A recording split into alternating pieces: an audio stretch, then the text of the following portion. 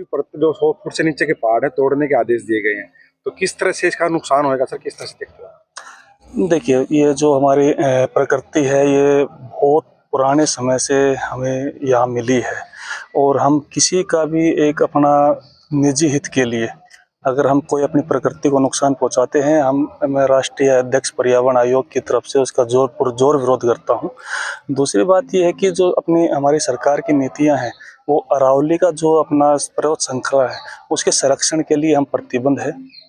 और दूसरी बात क्या है कि जो ये कुछ आज थोड़े समय से कुछ भ्रामक प्रचार विपक्षी पार्टियों द्वारा किया जा रहा है, हम उसकी घोर निंदा करते हैं। सर लगातार प्रदर्शन भी कर रहे हैं, पर लोग जो बैठे हैं या जो भिवानी की बात करें तो शाम में भी पड़ता है सर, ये एरिया यहाँ पे लोग कर रहे हैं। कांग्रेस भी लगातार प्रदर्शन कर रही है, कह रही साफ कह रही है कि हम होने नहीं देंगे। तो आप सर किस तरह से देखते हो? नहीं, देखिए, ऐसा ये तो अपने राजनीति चमकाने के लिए करते हैं, ऐसा कुछ नहीं है। सरकार हमारे पर्यावरण के लिए प्रतिबद्ध है, चाहे वो अपनी सेंट्रल गवर्नमेंट हो या हमारे स्टेट की गवर्नमेंट हो। दूसरी बात क्या है कि हम तो खुद ही प्रकृति प्रेमी हैं और हमारा काम तो हमारे माननीय प्रधानमंत्री श्री नरेंद्र मोदी जी ने एक विजन दिया है, एक पेड़ माँ के नाम।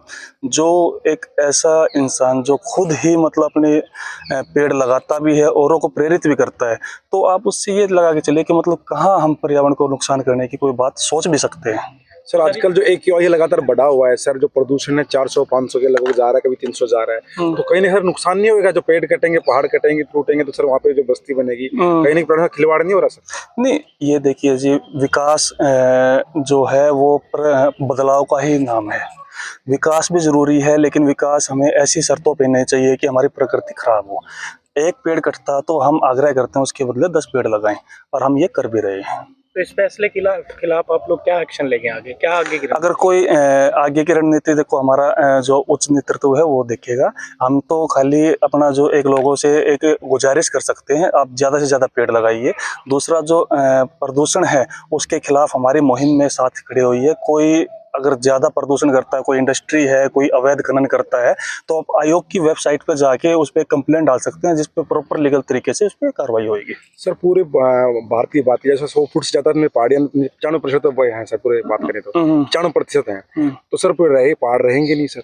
नहीं, ऐसा नहीं है कि नहीं रहेंगे। ये तो आज हमारे से पहले भी थे, हमारे समय में भी, और हमारे बाद भी रहेंगे। ऐसा कुछ नहीं है, कोई भ्रामक प्रचार है जो भी कर रहा है इसका। पर्यावरण को बचाने और जल संरक्षण के बारे में देखिए, पर्यावरण आयोग की तरफ से मैं आपको एक बिल्कुल स्पष्ट नीति बताता हूँ।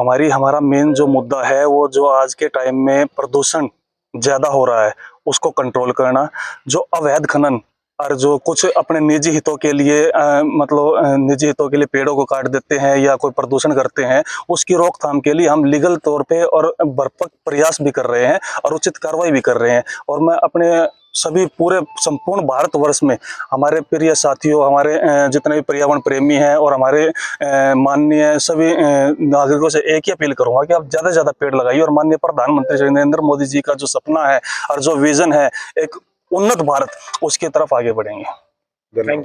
सिंगल यूज जो प्लास्टिक है उसको हमें नहीं यूज करना चाहिए, क्योंकि जो सिंगल यूज प्लास्टिक है वो हम यूज करके उसको बाहर फेंक देते हैं। जो हमारे जल स्रोत हैं, नदियां हैं, झरने हैं, समुंदर है, उसमें जाता है, जिस वजह से हमारे जो जीव जंतु हैं उसके वो खत्म होने के कगार पर। मैं आप सभी से एक ही निवेदन करूंगा कि आप सिंगल यूज प्लास्टिक का उपयोग कम कीजिए और जो अपना प्रदूषित पानी अपने कोई झरने या उसमें नालों में डालते हैं उसमें ना डालें। अगर ऐसा कोई करता है तो आप आयोग की वेबसाइट पर जाकर उस पर कंप्लेंट कीजिए, हम उस पर लीगल कार्रवाई करेंगे।